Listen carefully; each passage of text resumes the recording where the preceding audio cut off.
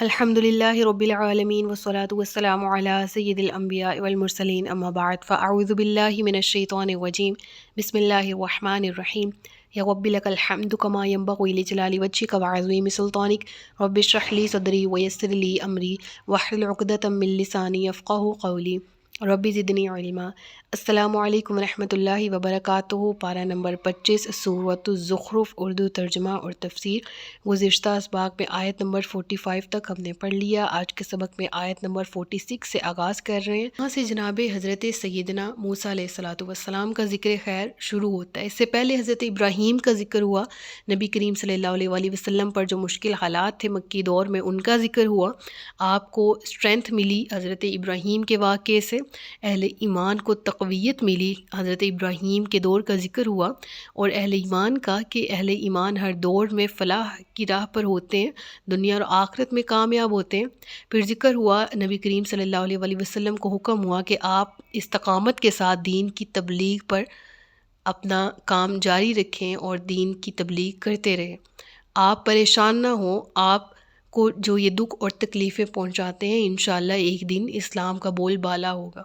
اور پھر نبی کریم صلی اللہ علیہ وآلہ وسلم کی تبلیغ کے برحق ہونے، آپ کے نبی برحق ہونے کی شہادت قرآن میں خود دی گئی کہ آپ سیدھی راہ پر ہیں، انک علی صراط مستقیم۔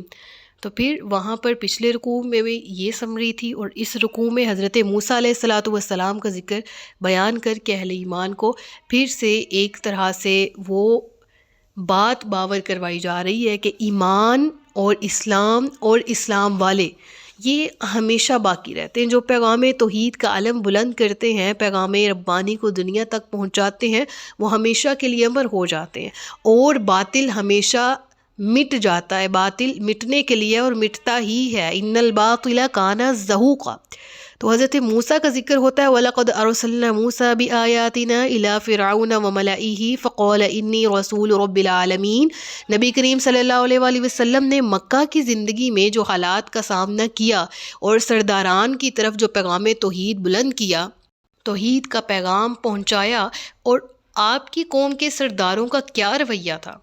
جھٹلانے والا، ہمت توڑنے والا، اور ان کی کوشش تھی اسلام کے علم کو سرنگوں کرنے کی اور پیغام توحید کو ختم کرنے کی، یا رسول اللہ صلی اللہ علیہ وآلہ وسلم کی شمع رسالت کو بجھانے کی علیہ باللہ، لیکن وہ اس میں کامیاب نہیں ہو سکے۔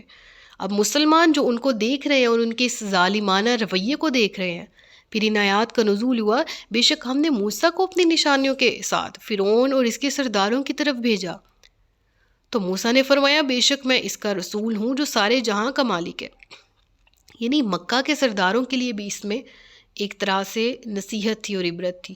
وہ کیا کہ فرعون طاقت میں کئی زیادہ، اس کی قوم کے سردار طاقت میں کئی زیادہ مکہ کے سرداروں سے، لیکن اللہ نے اس کے ذریعے ان کو عبرت دلائی کہ پھر اس کا انجام کیا ہوا، اور اس واقعے کے ذریعے مسلمانوں کو مزید تقویت ملی کہ اہل ایمان اس وقت بھی دریا کے پار لگ گئے تھے۔ موسیٰ علیہ الصلوۃ والسلام اور پیغمبر کی، یعنی ایک پیغمبر کی ہمراہی کس قدر اہم ہے کہ جان بھی بچ گئی دنیا میں، عذاب سے بھی بچ گئے، اور پھر آخرت بھی بہتر بنا لی، جو اصل توحید اور اصل پیغام موسوی پر قائم رہے۔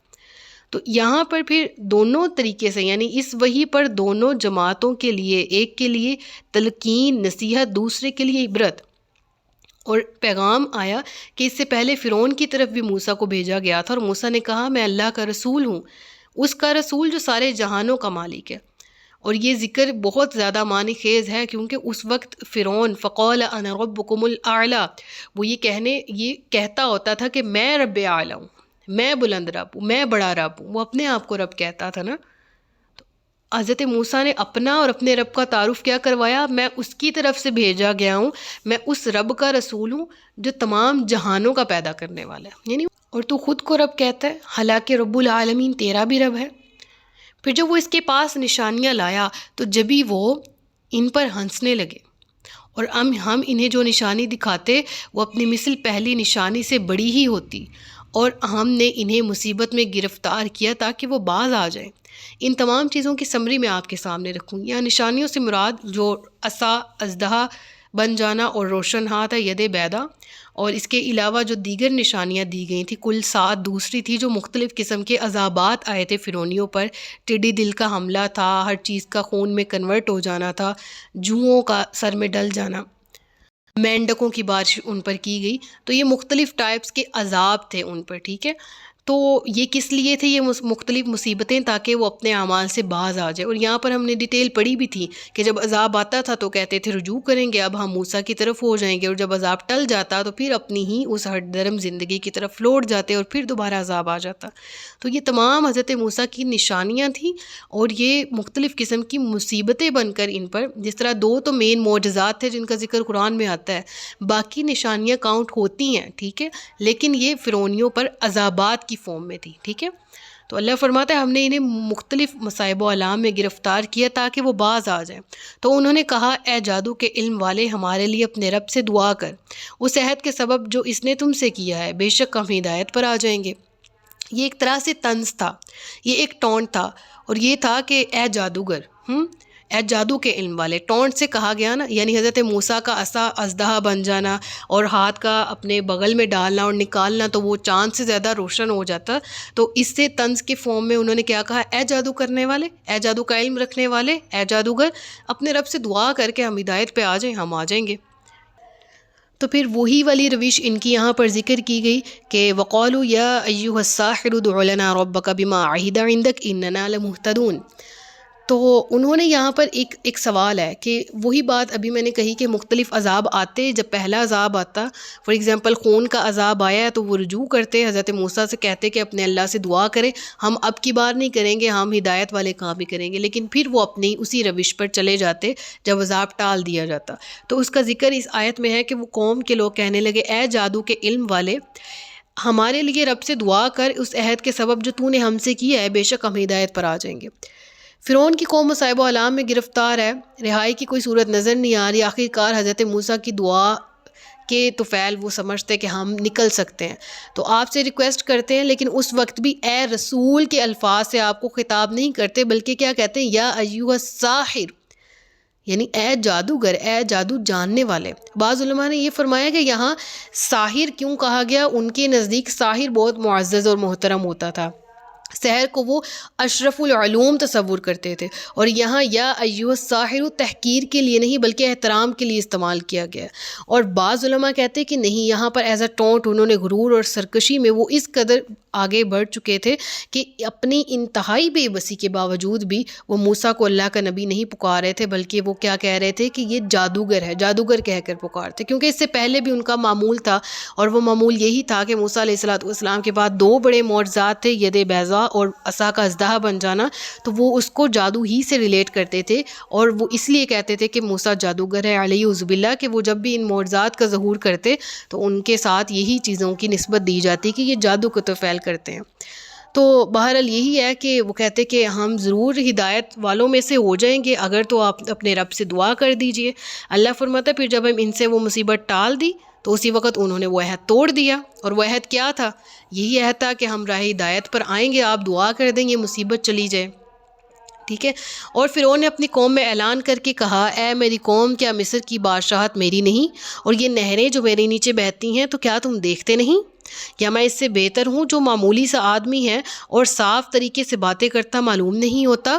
یعنی فرعون نے اپنی قوم کو، اچھا میں نے آپ کو لاسٹ ٹائم بھی ایک بات کہی تھی کہ اس سے معلوم ہوتا ہے کہ وہ دلائل لینا اور وہ بات پوری سننا جانتا تھا، یہ اس کی عادت تھی. یعنی موسیٰ علیہ السلام کی بات کو سنتا، ان کے دلائل کو دیکھتا پرکھتا، لیکن اپنی ضد کی وجہ سے اور بادشاہت چھن جانے کی وجہ سے وہ پھر قوم کو کس طرح سے ٹیکل کرتا تھا، اس کی بھی ذکر قرآن میں بڑے طریقے سے ہے. یعنی بہت ٹائپس سے اس کا ذکر ہوا ہے قرآن میں کہ وہ کس طرح سے لوگوں کو اپنی باتوں میں الجھا دیتا تھا کہ کہیں ایسا نہ ہو کہ میں موسیٰ کی بات نہ سنوں اور اس کو ایسے جیل یا قید خانے میں ڈال دوں، یا اس کو ویسے ہی اس کی جان لے لوں، جس طرح کے فرعون ثانی جو ان کا منفتح تھا، اس کے دور میں بھی ہم نے تفسیر پڑھی کہ وہ کوشش کی تھی انہوں نے کہ ہاں جی اب ہم موسیٰ کو جان سے مار دیں گے، جب وہ ایک قبطی کا قتل ہو گیا تھا آپ کے ہاتھوں سے. تو بہرحال ان سب باتوں کی سمری یہ کہ اگر آپ ڈائریکٹ موسیٰ کے خلاف ہوتا فرعون تو پھر یہ ڈر تھا کہ قوم فرعون کے خلاف نہ ہو جائے کہ بھئی اس کی بات تو سن لیتے وہ کہہ کیا رہا تھا، یا بنی اسرائیلی ہی بغاوت کر دیتے. کہ بھئی وہ بندہ جو تھا اس نے ہمیں غلامی سے نجات دینی تھی، حق بات لے کر آیا تھا، تم نے ایسا کیوں کیا؟ تو وہ اس کی سلطنت کے زوال کا سبب بن سکتا تھا ایسا کوئی بھی قدم، لہٰذا وہ بات سنتا اور پھر اپنی قوم کو اس لحاظ سے ٹیکل کر لیتا۔ اب یہاں وہ کیا کہہ رہا ہے فرعون؟ کہہ رہا ہے کہ اے قوم، کیا تم دیکھتے نہیں ہو کہ یہ ساری بادشاہت میرے لیے ہے، یہ نہریں، یہ ساز و سامان، یہ پوری یہ جو سلطنت ہے یہ کس کے انڈر ہے؟ یہ میرے انڈر ہے، اس کا مالک میں ہوں۔ کیا تم دیکھتے نہیں ہو میں اس سے بہتر نہیں ہوں؟ یہ جو عام سا آدمی ہے، یعنی تم مجھے بادشاہ نہیں مانتے؟ کیا تم مجھے اس پوری سلطنت کا ایک اکیلا وارث نہیں مانتے؟ کیا تم مجھے اپنا مالک نہیں مانتے؟ یہ اس کے مقابلے میں تو میں بہتر ہوں۔ یہ بہتر کیسے ہو سکتا ہے؟ حالانکہ یہ تو سیدھے طریقے سے بات کرتا ہی معلوم نہیں ہوتا۔ اس سے مراد کیا ہے؟ یعنی آپ کی زبان میں لکنت تھی تو وہ الفاظ کا ٹھہراؤ اور الفاظ کا چناؤ کچھ اس طرح کا تھا جس کی طرف اس نے تشبیہ دی اور کہا کہ کیا یہ آدمی مجھ سے بہتر ہے یا میں اس سے بہتر ہوں؟ فلولا القی علیہ اسورۃ من ذہب او جاء معہ الملائکۃ مقترنین، اور اگر یہ رسول ہے تو اس پر سونے کے کنگن کیوں نہ اتارے گئے یا اس کے ساتھ کتار بنا کر فرشتے آتے؟ یاد رہے اس بات کو آپ ریلیٹ کریں مکہ کے مشرکین سے، وہ بھی اس طرح کی فضول سی ڈیمانڈز کرتے تھے نا کہ اگر یہ رسول ہے تو اس کے ساتھ فرشتے اترتے دکھائی کیوں نہیں دیتے؟ یعنی یہاں سے سمجھ آتی ہے کہ نہ ماننے کے 101 بہانے، اور الکفر ملت واحدہ کیوں کہا گیا ہے یہاں پر؟ اللہ کے نبی کی حدیث ہے نا کہ سب کے سب اپنی حرکتوں کے اعتبار سے تقریباً سیم ہی تھے، ٹھیک ہے؟ یعنی شقاوت اور بدبختی کا عالم یہ تھا، ضد اور عناد کا عالم یہ تھا کہ جو ڈیمانڈز پہلوں نے کی اور وہ ہلاک ہوئے، آگے والے بھی وہی ڈیمانڈز کر رہے تھے۔ اور فرعون نے بھی یہی کہا کہ اگر نبی ہوتا تو پھر اس کے ساتھ سونے کے کنگن، یعنی امیر ہوتا، ٹھیک ہے، بادشاہی نظام ہوتا، یعنی ان کے نزدیک بھی، مصر کے قبطیوں کے نزدیک بھی، اور جو بنی اسرائیل کو انہوں نے غلام بنا رکھا تھا، یہی علامت تھی کامیابی کی کہ ایک شخص بادشاہ ہوتا۔ تو کہا اگر یہ نبی ہے تو پھر یہ بادشاہ ہونا چاہیے تھا، اس کو بھی امیر ہونا چاہیے تھا، یا اس کے ساتھ فرشتے ہم بھی اترتے دیکھتے تو ہم بھی کہتے کہ ہاں بھئی اس تک فرشتے آ رہے ہیں تو یہ نبی ہے، ہم تو ایسا کچھ نہیں دیکھتے۔ تو فرعون نے اپنی قوم کو بے وقوف بنا لیا تو وہ اس کے کہنے پر چل پڑے، بے شک وہ نافرمان لوگ تھے۔ لیڈر ترا بھی دیتا ہے اور ڈبو بھی دیتا ہے۔ اللہ کہتا ہے کہ اس کی قوم نے اس کی بات مانی اور وہ کامیاب ہو گیا اپنی قوم کو بے وقوف بنانے میں۔ فَأَطَاعُوهُ، قوم نے اس کی پیروی کی، بات مانی، اِنَّهُمْ كَانُوا قَوْمًا فَاسِقِينَ، انہوں نے بے حد ناشکری کا، نافرمانی کا کام کیا، بے شک وہ بہت نافرمان لوگ تھے۔ پھر جب انہوں نے ہمیں ناراض کیا تو ہم نے ان سے بدلہ لیا، تو ہم نے ان سب کو غرق کر دیا، تو ہم نے انہیں اگلی داستان کر دیا اور بعد والوں کے لیے مثال بنا دیا۔ صدق اللہ العلی العظیم و صدق رسولہ النبی الکریم۔ سچ فرمایا اللہ نے جو عظمت والا ہے۔ اپنا بہت سا خیال رکھیے گا، مجھے دعا میں یاد رکھیے گا۔ تاجدار ختم نبوت زندہ باد، پاکستان پائندہ باد۔ السلام علیکم ورحمۃ اللہ وبرکاتہ۔